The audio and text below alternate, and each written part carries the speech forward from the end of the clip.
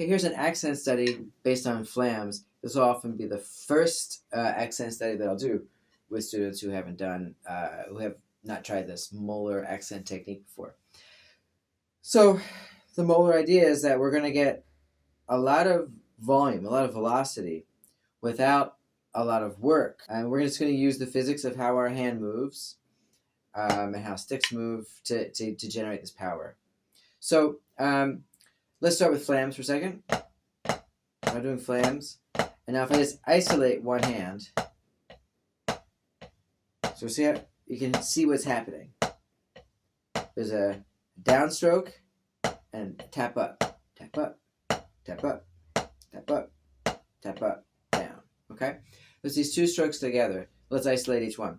Downstrokes are going to be starting, your hands going to be high, you're going to come, and you're just basically coming down.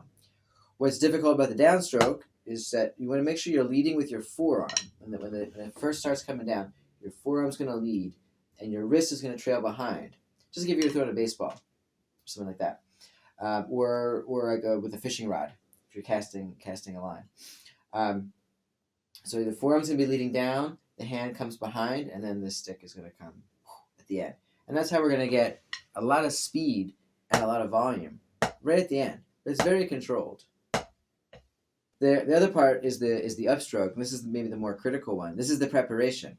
The upstroke is we're going to tap up, tap, and then lift our wrist. And you want to lift your wrist from this point, almost as if this skin on your wrist is attached to like a string being controlled by a marionette puppeteer or something like that. You're being pulled like that, up like this. You can also think of it going into like a praying mantis position.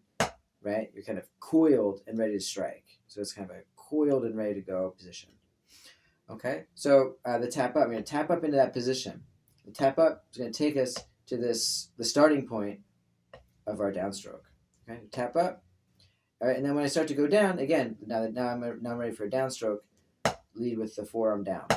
My downstroke, I really have to control the rebound. The stick is going to, depending on how fast my stick is moving, it is going to kind of pop off the pad or the drum. And it's going to really like want to jump off because you're putting a lot of force into it. So you've got to kind of deaden the stroke with your fingers and with your wrist and get your stick controlled so you're about to this 2-inch off the drum head position afterwards. So you're going to like recover really quickly. Okay? So this is when you want to work on each hand separately. Do our right hand, up. So it's 1, 2, down, tap up, down, tap up, down, tap up, down, tap up, down, tap up, okay? Until it becomes really fluid. And you can go a little faster. The same thing with the left hand, okay? But with the left hand, your accent's going to be on beat 2. If you're a rock player, you're going to understand why this is important. So 1, 2, 1, 2, 1, 2, 1, 2. All right? So you're going to do the same thing with the left hand. Really get this motion down. To go slow if you need to. Okay? And it's going to, if you're a right-handed player, it's gonna take a little more time to get this down. Right? And we can always get better at this. We can always be more fluid. It's really like a dance. So do it slow and then start to speed it up. Okay? Now, that's why I say if you're a rock player, this is really useful if you're a right-handed rock player. You're going to be doing this stroke a lot. This is your basic up, down. You need that downstroke to get a really nice backbeat sound. If you're playing, any kind of music where you need a strong, full downbeat, this is perfect training for that. Okay? So, all right. Once you work on each hand in isolation, right hand, left hand, now we're going to put them together, and the hands are going to be, basically those two strokes are overlapping. So as my right hand is doing a downstroke, my left hand is doing an upstroke. Okay? You can also imagine there's a balance beam here. I'm sorry, not a balance beam, a seesaw, right?